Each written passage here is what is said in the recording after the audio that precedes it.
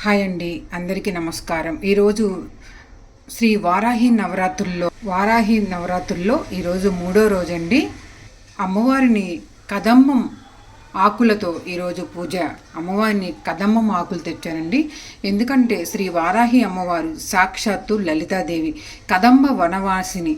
అందుకనే కదంబం ఆకుల్ని పెట్టి ఇలా అలంకరణ చేసి సుగంధభరితమైన విరజాజులు గులాబీలతో అమ్మవారిని ఇలా అలంకరణ చేశానన్నమాట. కదంబ వనవాసిని శ్రీ వారాహి దేవి అమ్మవారి చూశారండి, ఎంత అందంగా ఉన్నారో. ఈరోజు కదంబం ఆకులతో పూజ. మనం కదంబ పుష్పాలు ఇంకా రాలేదు కాబట్టి నేను కదంబ వనవాసిని అయినటువంటి లలితాదేవిని కదంబం ఆకుల మధ్య పెడితే సాక్షాత్తు కదంబం చెట్టు మీద ఉన్నట్టే ఉంటారు అమ్మవారు.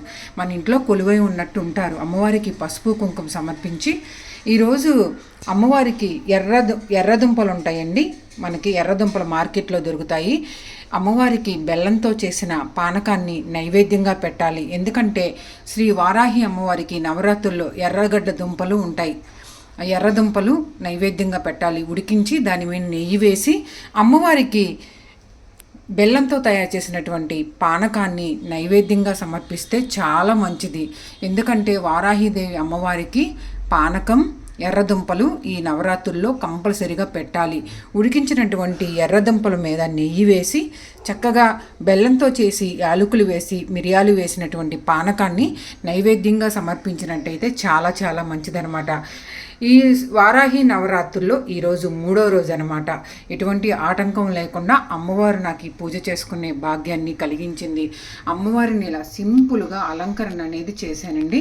ఎందుకంటే కదంబ వనవాసిని అయినటువంటి శ్రీ లలితాదేవిని ఈ నవరాత్రుల్లో కదంబ ఆకుల మధ్య అలంకరణ చేస్తే కూడా సాక్షాత్తు కదంబ వనవాసిని మన ఇంట్లోనే మన దగ్గరే ఉన్నట్లు ఉంటుందండి. ఎందుకంటే అమ్మవారు ఎప్పుడు కదంబం చెట్టు మీద ఉంటారు. ఆ కదంబ వాసిని అయినటువంటి శ్రీ లలితాదేవి స్వరూపమైనటువంటి శ్రీ వారాహి అమ్మవారిని భక్తి శ్రద్ధలతో ఇలాగా పూజించుకుంటే కూడా చాలా చాలా మంచిది.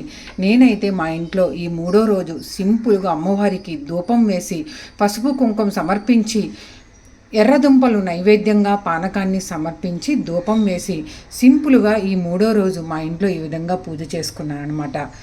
ఒకరోజు చిట్టి గాజులతో పూజ, ఒకరోజు పసుపు కొమ్ములు, ఈరోజు కదంబం ఆకులతో అమ్మవారికి పూజ అనేది చేశాను. సుగంధభరితమైనటువంటి విరజాజుల్ని అమ్మవారికి దండగా అలంకరణ చేసి లలితాదేవికి ఆకుపచ్చ చిట్టిగాజులు మాల వేసి సింపుల్గా ఈ విధంగా ఆ తల్లికి ధూపాన్ని చూపించి అమ్మని భక్తి శ్రద్ధలతో ఎవరైతే వేడుకుంటారో ఆ తల్లి అనుగ్రహం అనేది ఉంటుంది.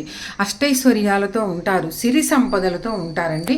అందుకనే ఈ కదంబ వనవాసిని అయినటువంటి శ్రీ వారాహి అమ్మవారిని ఎవరైతే భక్తి శ్రద్ధలతో ఈ 9 రోజులు నవరాత్రులు పూజలు చేసి అమ్మవారి ఆశీర్వాదం అనేది మీకు దొరుకుతుందన్నమాట. నేనైతే మా ఇంట్లో సింపుల్గా మూడో రోజు ఈ విధంగా పూజ చేసుకున్నాను అనమాట. ధూపం వేసి దీపం వేసి నైవేద్యం పెట్టి ఆ అమ్మని మనం వేడుకుంటే కూడా చాలా మంచిది. మీకు మంత్రం కూడా చెప్పాను.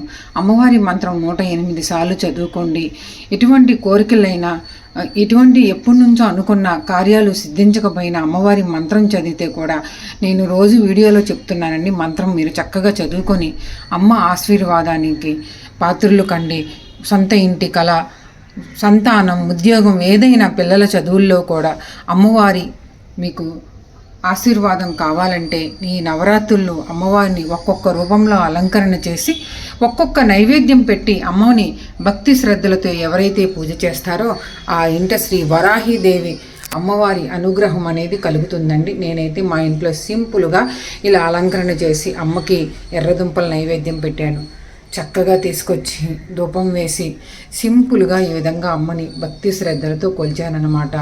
ఓం శ్రీ వారాహిదేవియే నమో నమః, ఓం శ్రీ వారాహిదేవియే నమో నమః అని భక్తి శ్రద్ధలతో అమ్మని వేడుకొని సింపుల్గా ఈ వారాహి నవరాత్రుల్లో అమ్మవారిని మూడో రోజు చక్కగా పూజ అనేది చేసుకున్నాను.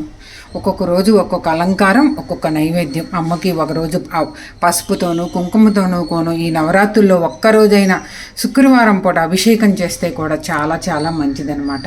మీరందరూ బాగుండాలి, సంతోషంగా ఉండాలని మనస్ఫూర్తిగా శ్రీ వారాహిదేవి అమ్మవారిని వేడుకుంటున్నాను.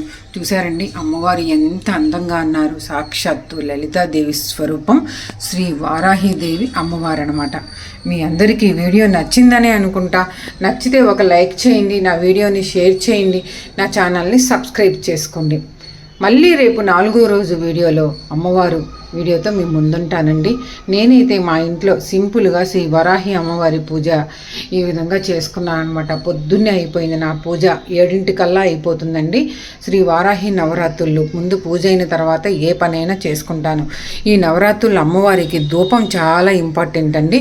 అమ్మవారికి సుగంధభరితమైన ధూపాన్ని వేస్తే అమ్మవారి ఇంటిలో తిష్ట వేసుకుని కూర్చుంటారు. ఎందుకంటే నవరాత్రుల్లో అమ్మవారికి ధూపం అంత ఇంపార్టెంట్ అనమాట. ప్రతి ఒక్కరూ కూడా ఈ విధంగా పూజ చేసుకొని అమ్మవారి అనుగ్రహానికి పాత్రులు కండి. ధన్యవాదాలండి. మళ్ళీ ఒక మంచి వీడియోతో మీ ముందుంటాను. రేపు 4వ రోజు నవరాత్రులు, ఈరోజు 3వ రోజు పూజ. అమ్మవారు ఎటువంటి ఆటంకము లేకుండా చక్కగా చేసుకొని పానకము ఎర్రదుంపలు నైవేద్యంగా పెట్టాను అమ్మవారికి. ఆ నైవేద్యాన్ని ఇంటిలో పాది చేసుకుంటే ఎటువంటి ఆరోగ్య సమస్యలు ఉన్నా కూడా అమ్మవారు తీరుస్తారనమాట. ఓం శ్రీ వారాహిదేవి నమః, ఓం శ్రీ మాత్రే నమః, ఓం శ్రీ లలితాదేవి నమః, ఓం నమః శివాయ, హరహర మహాదేవ శంభో శంకర. ఈ కదంబం ఆకుల్ని నేను వాకింగ్ పోయినప్పుడు చెట్టు దగ్గర కోసుకున్నానండి. ఎట్లయినా ఈరోజు అమ్మవారికి కదంబం ఆకుల మధ్య పెట్టాలని నేను అనుకున్నాను. పెట్టుకొని 3వ రోజు పూజ చేసుకున్నాను. ధన్యవాదాలండి.